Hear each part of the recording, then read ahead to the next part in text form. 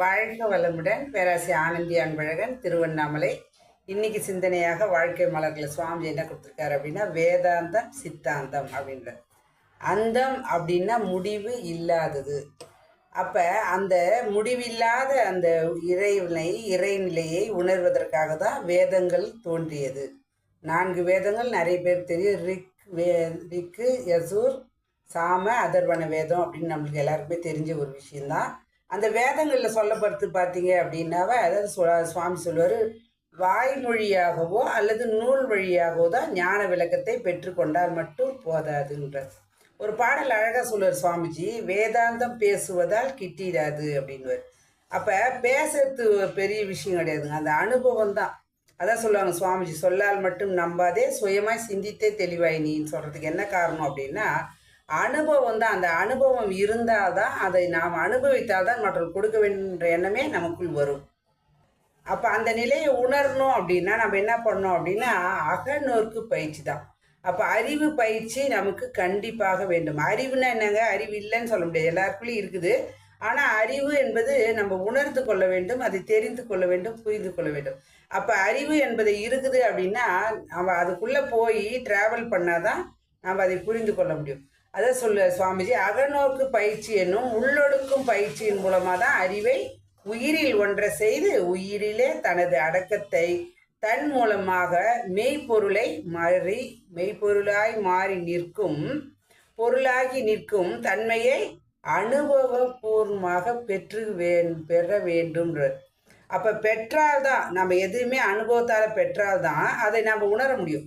இப்போ வலி அப்படின்னு சொன்னா அப்படின்னா உணர்ந்ததுக்கு தான் தெரியும்.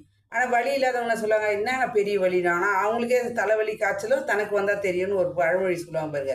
அது தலைவலி காய்ச்சல் மட்டும் இல்லை, எந்த ஒரு விஷயமே ஒருத்தர் தான் உணர்ந்தாதான், அது தான் உணர்ந்து அனுபவித்தாதான் மற்றவர்கள் கொடுக்க வேண்டும்ன்ற எண்ணமே நமக்குள் வரும்.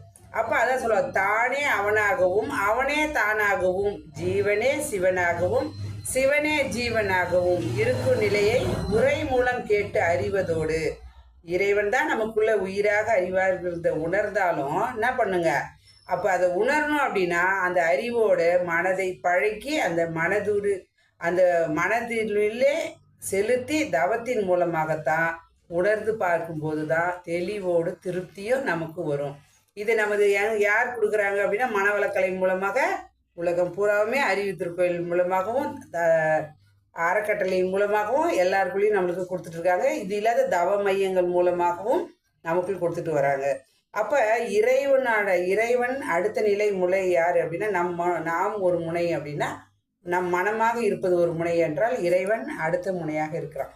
அப்போ அந்த இறைவனை நான் அடைவதற்காக தான் பிறவி எடுத்தேன் அப்படின்னா, அப்போ நம்ம அந்த நிலையை உணர்ந்தாதான். வேதாந்தம் பேசுறதால கிடையாது, சித்தாந்தம் அப்படின்னா, வேதாந்தம் அப்படின்னா நூல்கள் மூலமாக வாய்மொழி மூலமாக வர்றது. அப்போ சித்தாந்தம் அப்படின்னா என்னங்க அப்படின்னா, சித் என்றால் உயிர். சித்தத்தை உணர்ந்தவர்கள் சித்தர்கள்வாங்க. பித்தன் போல் திரிவான் அப்படின்வாங்க. அப்போ அந்த சித்தன் என்ற நிலையை, உயிரை உணர்ந்தவர்கள் அனைவருமே சித்தர்கள் தான்.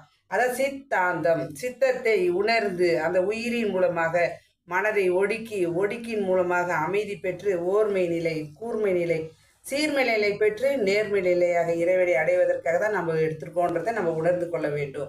அப்போ அந்த நம்ம தெரிஞ்சுக்கணும் அப்படின்னா, அந்த உணரும் போது என்ன ஆகுதுங்க, தோற்றங்கள் எல்லாம் பஞ்சபூதங்களின் கூட்டு தான், அணுக்களின் திரட்சி தான் அப்படின்னு நம்ம தெரிஞ்சுக்கிட்டோம் அப்படின்னா, இந்த பேனாவும் ஒன்று தான், இந்த கண்ணாடியும் ஒன்று தான், நாமும் ஒன்று தான்.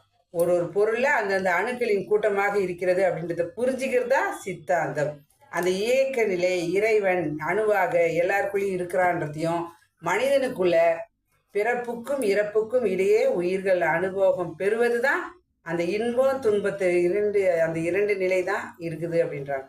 ஆனால் அதையும் தாண்டி நம்ம இறைவனை அடையணும் அப்படின்னா, அந்த இன்ப துன்பத்தை உணர்வு பெற்று வாழ்வது வாழ்க்கையில் மனதினால ஆராய்ச்சியால் என்ன பண்ணுங்க, உயிரே மனமாக இருப்பதை உணர்ந்து அந்த இறைவனே எனக்குள் உயிராகவும் அறிவாக இருக்கிறான் என்பதை உணர்ந்து கொண்டோம் அப்படின்னா, அந்த நிலையில இறைவனே நானாக இருக்கும்போது எல்லாமே இருக்கிறதோ அதே இறைவன் தான் அப்படின்னு நம்ம தெரிஞ்சுக்கிட்டோம் அப்படின்னா, அந்த இன்ப துன்பத்தை கடந்து மனம் அமைதி என்ற நிலையில் நிற்கும் பொழுது அது அடுத்த நிலையாக இருக்கக்கூடிய பேரின்ப நிலையை உணர்ந்து கொள்வாங்க. அதுதான் பார்த்தீங்க அப்படின்னா சுவாமி சொல்கிறாரு, இன்பம் துன்பம் இயல்பறிந்தோர் வகுத்த வழியே முறையே பக்தி மார்க்கொன்றார். அப்போ அந்த இன்பத் துன்பத்தை தாண்டி நிற்கும்போது தான் அங்கே ஞான மார்க்கமாக மலர்கிறது. இதுதான் சுவாமிஜி அழகாக நம்மளுக்கு வேதாந்தம் பேசுவதால் கிட்டிடாது, சித்தாந்தத்தை உணர்ந்தால்தான் இறைவனை உணர்வதற்காக தான் பிறவி எடுத்தோம் என்பதை உணர்ந்து, சித்தத்தை உணர்ந்து இறைவனை சிவனை அடைவோம், இறைநிலை அடைவோம் என்று சொல்லி இந்த அற்புதமான வாய்ப்பு அளித்து இறைநிலைக்கும் குருவருக்கும் இந்த காலம் செய்யும் எடுத்த அனைத்து நல்ல அன்பு உள்ளங்களுக்கும் நன்றி. மீண்டும் சந்திப்போம், சிந்திப்போம். வாழ்க வளமுடன்.